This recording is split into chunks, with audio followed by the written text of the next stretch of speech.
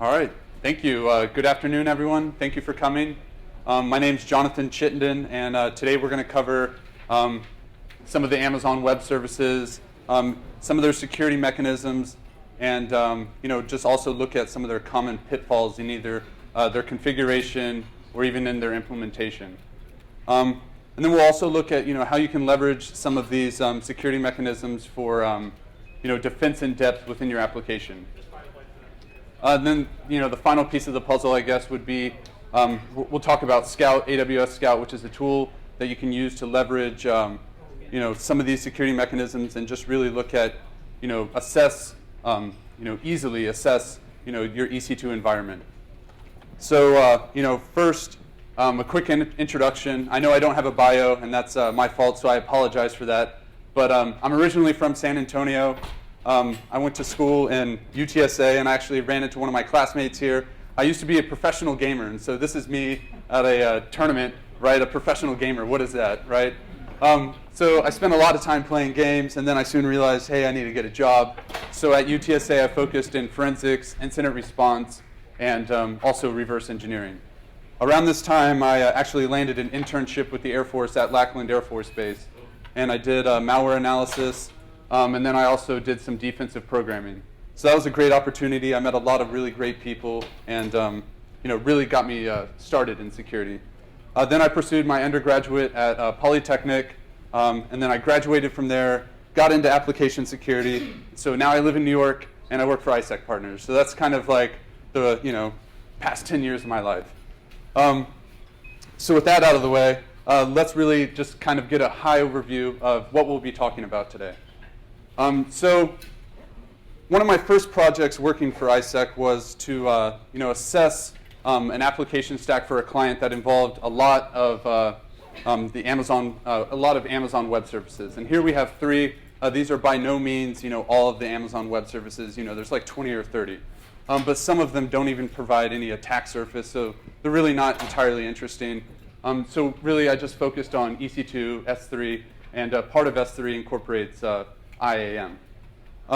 So the client had a ton of questions for us. This was like a new process for them. Before they hosted locally all their web production servers, their staging, their dev environment, and now they were pushing all of this out into EC2. And so they weren't entirely sure if they were even correctly implementing the security features that AWS provides. So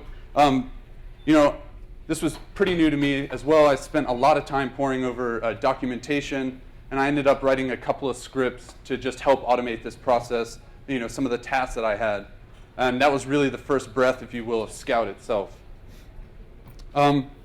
So with that out of the way, let's talk about, and before I begin, right, so it's alphabet soup, right? There's a lot of acronyms out there. I'm going to be throwing them around. I'm going to do my best to clarify what they actually are. But at any point you have a question or I'm not entirely clear or I begin mumbling or something, feel free to stop me, ask me a question. If not, you can just come up here after the talk and ask me something privately if you need to. But again, let's talk about EC2 now. So right, EC2 is by far the most popular service, right? And it's pretty straightforward how you use it. At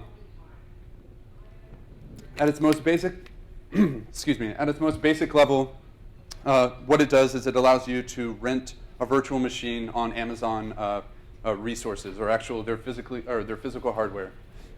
And there's four steps. So if you want to spin up an instance pretty quickly, you select your AMI, which is the Amazon machine image, and this is more or less your operating system. So Ubuntu, Windows Server, Red Hat, whatever it may be.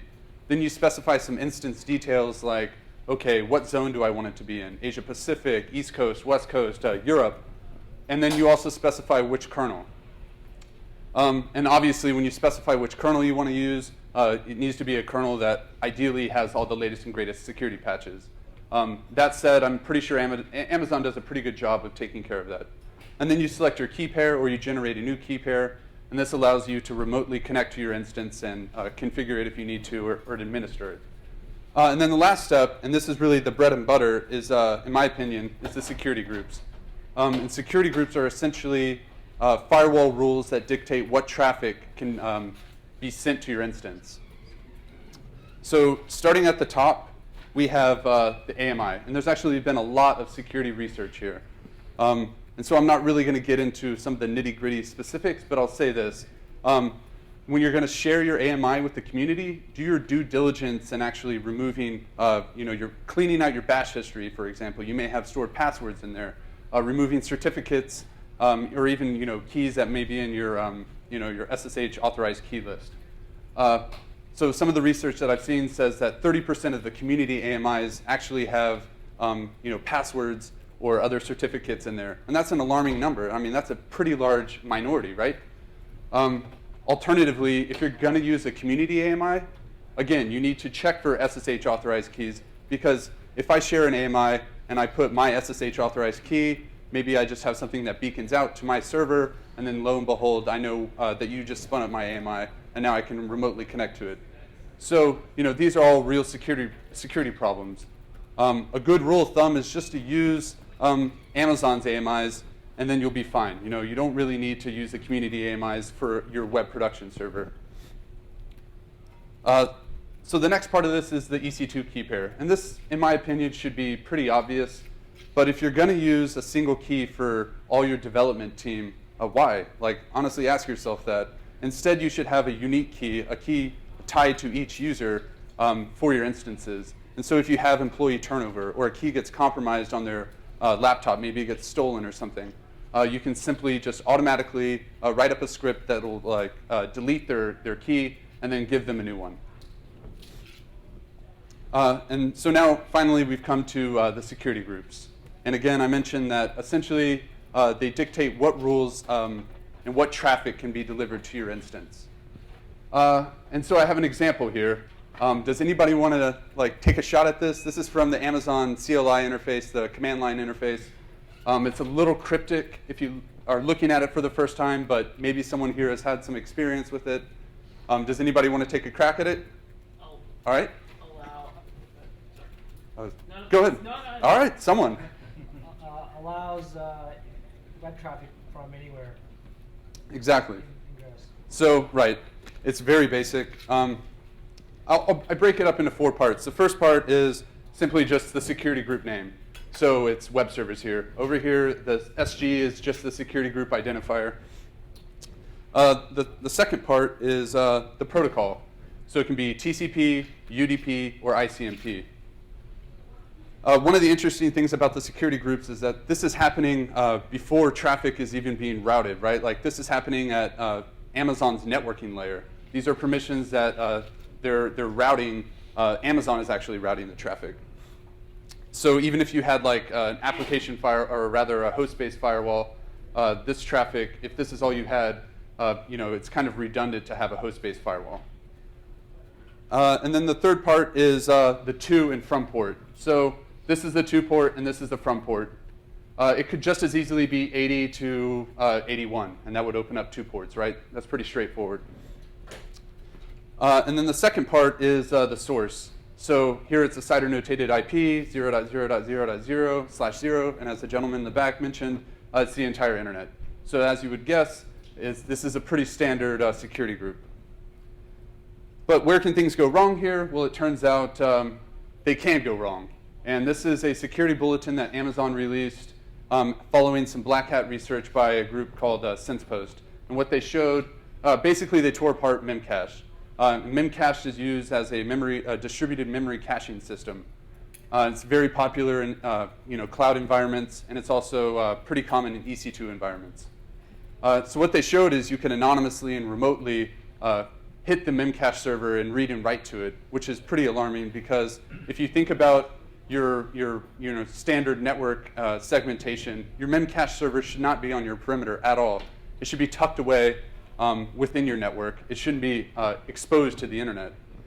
But lo and behold, SensePost released a tool that went around and crawled EC2 IP ranges looking for exposed memcached instances. So that's pretty alarming. It's so alarming that, again, Amazon had to release this. So how do you manage this? Well, you manage it through the security groups, right? Like I said, you would just apply a security group that would block traffic on port 11211. But again, it's not that clear cut because once you used to have a network diagram that was clear cut. You could see you had an actual physical separation between your servers and your routers. Now it's just all up in the cloud, and it's just kind of this ambiguous blob. You don't really know what's what. And so, in my field as a consultant, oftentimes I feel like Lester from The Wire. All these pieces matter, and why they matter is because now you really do have your production, your staging, your development, your management, your database servers. They're all living pretty close to each other, and are they segmented to the exact same way that your traditional network layouts used to be? So how do you figure this out? How do you piece it together? Enter Scout. So Scout is a tool that a colleague and I began earlier this summer. We kind of demoed it a little bit at Arsenal at Black Hat. And it was a great experience. We really weren't too sure if people would be interested in something like this. But that said, we wrote it in Clojure using the Java library. And basically, at its most basic level, it'll help you audit your EC2 environment. So it's available on Git. This is the ISEC Partners Git, so you could hop on there, download the source, make changes. Buyer be warned, it does have some bugs in it. We are aware of that. This was just an early prototype. We're actually in the process of rewriting it entirely in Java. Question? Does it apply to VPC as well as EC2? So the new version, it will dump out VPC, but in the current version, no, unfortunately it doesn't. So I really won't be demoing the tool today because it really doesn't have any cool graphical output, and I don't want to bore you guys with just huge blobs of text. Really, it looks like nmap output, which is pretty straightforward. But so that said, I will talk about some of its functionality and give you some samples of what it'll look like. So at its most basic level, we wanted to help enhance manual analysis. And the way that we wanted to perform this was listing instances and their security groups, and then listing security groups in their instances. So here's a quick example. If you're just interested in the web server instance, you can dump all the security groups related to that, so production, staging, RDP. If you were looking at this, you might question, why is RDP applied to our web server? That's really not necessary, especially for a production web server. And so, if you saw this manual output, you could go and say, OK, I need to look at this a little bit further. Similarly, you may want to dump out a security group itself and say, OK, I want to know all the security group, all the instances that have this RDP security group applied to. So you see like a jump server and a web server. The jump server, just out of curiosity, does anybody know what a jump server is? OK, great. So basically, it's just a server that you would connect to remotely administer the rest of your instances. Question? Yeah. Can you compare Scout to Elastic Detector at all? Elastic Detector. So my understanding about, and correct me if I'm wrong, but essentially what it does is it periodically pings your EC2 instances and checks to see if anything's been spun up while I guess you were away, right? Yeah, it's one of the things you can do. So let's Yeah. say anything's changed, powered up, a group changed, or whatever. But it's just running the command line. Yeah. I actually haven't used the tool much. I am familiar with it though. The kind of the idea between the two is a little bit different. This is more or less to help you, do some analysis. That's, in my opinion, more to detect nefarious things going on with your AWS account. But I mean, I might be wrong. Again, I haven't used it. Can you repeat what the name of the tool was? Just Elastic Detector? Yeah. Okay. It's free. They have a AMI. You basically create a user within AWS. You give that user rights to the AMI from Elastic Detector. And they basically run the Amazon EC2 scripts to report to you everything you want. Little GUI interface, send you an email every day. Yeah. So it's ideal for detecting if people are maybe you're asleep and they're spinning up instances and running up your EC2 bill without you knowing, basically. And yeah, it's a pretty cool idea. Yeah, and it actually came out pretty recently, I believe. So it's a pretty new tool. Automated analysis. So one thing we wanted to do was just audit groups and highlight potentially dangerous ingress permissions. Oftentimes, developers will add things unknowingly and then just leave it there, or you might have a consultant like myself come in and require access to your production, and you'll grant me access and then you'll just forget about it, right? So the idea here is based on port ratings and based on the source, we'll give you some sort of magic value. So the port ratings, you provided a config file. It's just simply a JSON, and it'll say 1 through 5, and then you just specify ports that you want to rate at that level. 1 being the lowest, 5 being the highest. So 1, for example, might be 80 or 443, things that are pretty common for your EC2 instances. Something that might be high would be like Memcache, right? Or RDP, or maybe even SMTP, depending on how you use it. And then the source, if it's exposed to the entire internet, it's going to be rated higher than something that's just exposed to a single IP. So for example, a security group with 3389 open to the entire internet is going to be ranked higher than something open to 3389 to a very specific IP, a single IP. And so also what it'll do is it'll give you, it'll say critical finding, warning, or even just informational. And so critical are obviously things that you need to go and check out immediately. And then finally, compare groups. So you want to compare known good with reality. So what you can do is provide Scout with additional information, perhaps like a pristine configuration. Maybe when you first rolled out your EC2 instances, this is what it should have looked like. And then Scout will compare that with reality, diff the two, and then say, this is what's wrong, or this is what's really out there.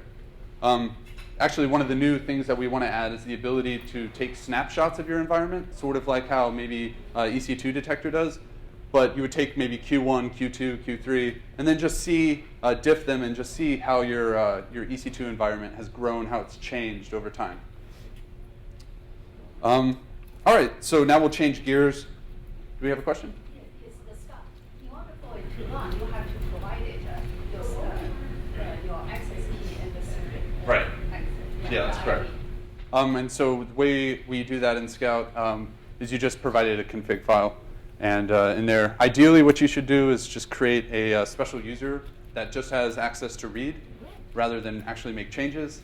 But yeah, right, so then you would just provide the... Yeah, I think you give Scout too much privilege. You think we do? Yeah. Well, I mean, that's a valid criticism. All right, so changing gears, let's look at S3 now. Simply put, you put an object in a bucket, and that's really it. So your object could be really anything. It could be an MP3, it could be a photo, it could be PDFs, whatever. And you put it in the bucket. In the bucket, you can just think of it as like a folder or something. It's just a container for all your objects, and you can access it through a number of different interfaces. So like, how would you use it? It's got a bunch of different uses.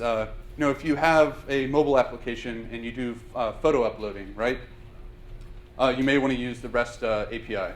Or if you do file sharing or maybe downloadable media and you want to save on bandwidth, you might use the BitTorrent interface. And obviously, both of these have like completely different security requirements as far as what you want to expose and how you want to enforce access controls. So access controls, there's 3 different ways in S3, ACL's bucket policy and the IAM policy. And these work in completely different ways. Yeah, I mean, they basically accomplish the same job, but you would use them in very different use cases. And then you can also in S3 do access logs, which is great if you want to look at metrics and see what's been downloaded the most number of times, what's eating up all my bandwidth, or even if you have an incident that you need to respond to, maybe S3, your HR bucket was exposed for a period of time and you can see what actually got accessed. And then the final piece is encryption, where you do client-side and server-side encryption. Again, these are very different, and you need to make sure that you're using the right tool for the right job. So let's start at the top and look at the ACLs. The ACLs are, I like to liken them to like a blunt instrument, because you either do a read or write, or rather, you also have read and write ACP, but that stands for access control policy, and we'll come back to that shortly. but you either do a read or a write, or you get full control. And then you also have your grantee, which could be an AWS account, so an authenticated user to AWS. And then you have a predefined group also, so authenticated users, all users, and log delivery, which would be for your access logs. All users, again, would be anonymous, so anybody could access that object or bucket. And so I have an example of a permission here that's pretty straightforward. It says grant all users permission to read to public photos. So if you wanted to do this in S3, you would do this through XML, but this is just a proof of concept. And this makes sense, right? So if you have a mobile application that you share photos, and you want to be able to say, okay, everything in this bucket we share. So we have Woody here, and he takes all these awesome pictures of food, and then he shares them. Right, so this is great for ACLs because you have a lot of objects in a single bucket, right? And this will make sense again shortly.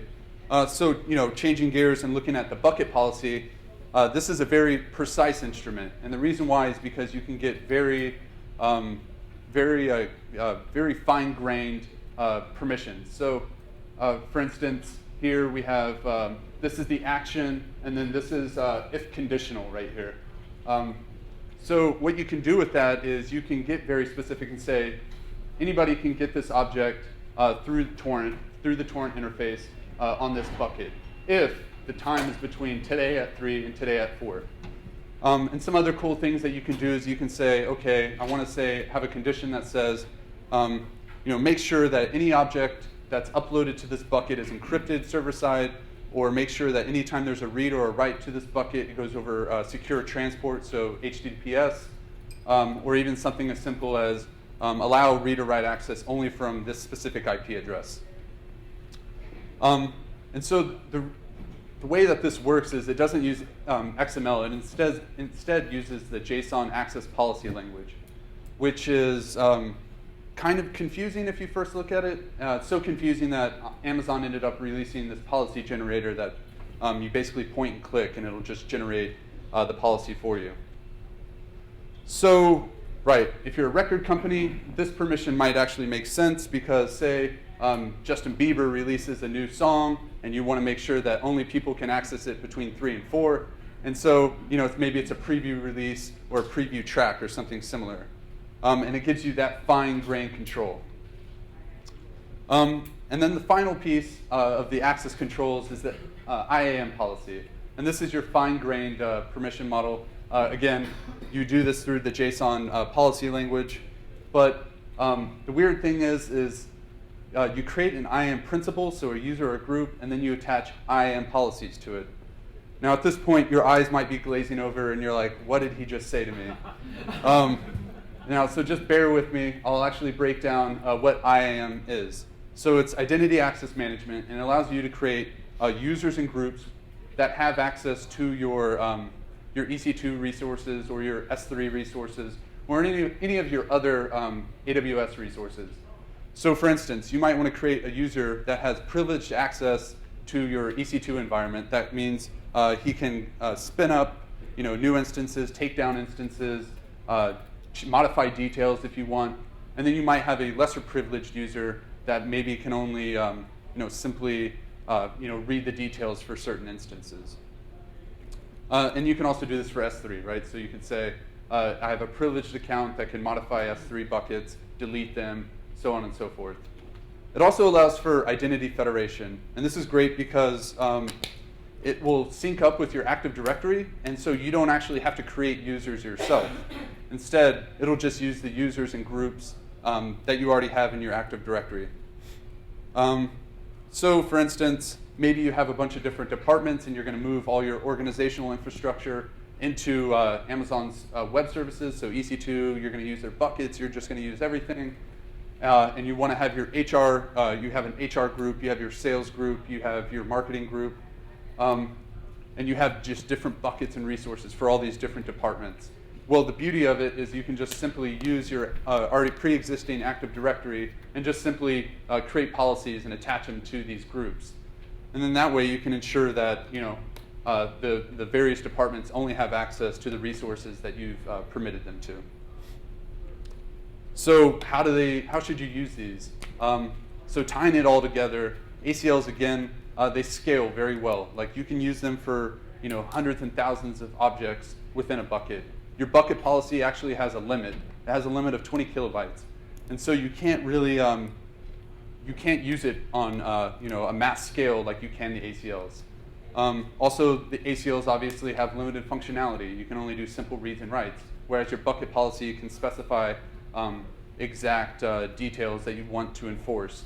And so I find that the bucket policies are great if you want to incorporate more defense in depth within your application. You can enforce HTTPS if you have HIPAA compliancy, and or you can also enforce that you can check a box off to say that everything in our S3 environment is encrypted with server-side encryption. So there's a number of things that you can enforce there. And again, the IAM policy allows you to just do identity federation.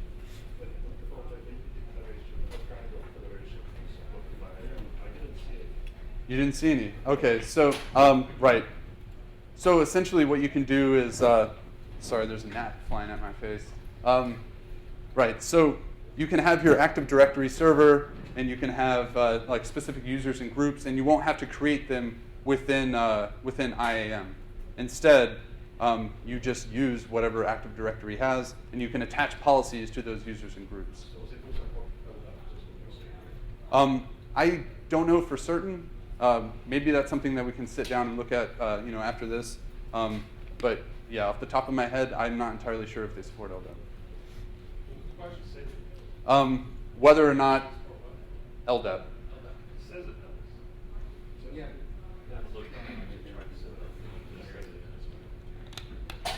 All right. Sorry. So out of curiosity.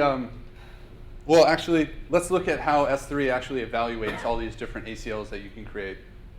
And what it uses is something that I think is pretty neat, and it's just called default deny logic. So by default, everything is denied. When a request comes in, it says, all right, I'm going to deny this. It's going to evaluate all the policies, and then it'll say, is there an explicit deny? If there is, then it's just going to say, I'm going to deny this request. Otherwise, it'll check to see if there's an explicit allow. If there is, then it'll actually allow the request. Otherwise, it denies. Sorry about that. So one of the interesting things, though, is if you have a policy that says, maybe you have an ACL that permits access and you have a bucket policy that denies access, the deny is always going to trump the permit. So again, right here, you could have multiple policies that contradict each other, but the end result will always be denied. And the beauty of that really is that by default, it's going to be secure, unless you, accidentally mess things up. So now we're in the realm of encryption now, and so looking at the server-side encryption, this is great because Amazon manages all the keys for you. They'll generate the keys, and then they'll also encrypt all of the objects that you specify need to be encrypted. So that basically means you can transfer the risk to Amazon. You don't have to bear any of that risk. You don't have to manage the keys, and this is great, especially if if you have certain compliancy that says that all objects need to be encrypted.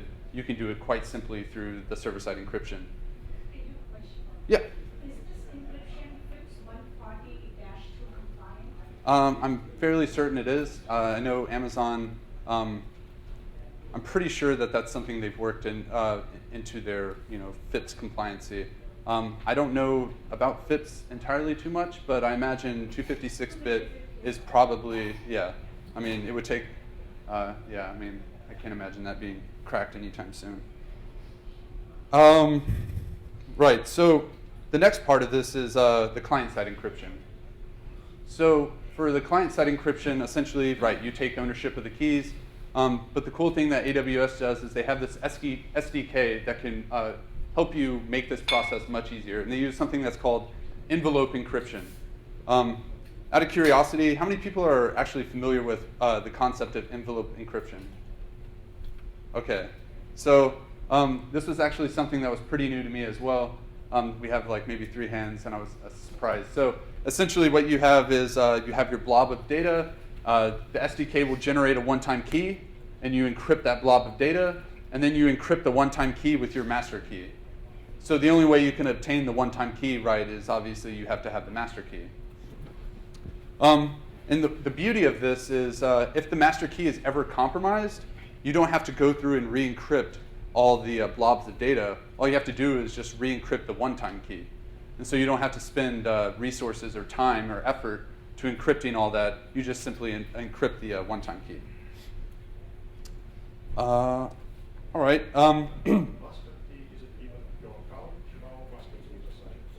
The master key? So for client side, that's something that you provide. The one-time key is something that the SDK will generate and use, and then you just provide the master key. So right, like in client side, let me actually back up. So for client side, right, you provide the key. You have to make sure that you're securely storing it, and that it's it doesn't become compromised too easily.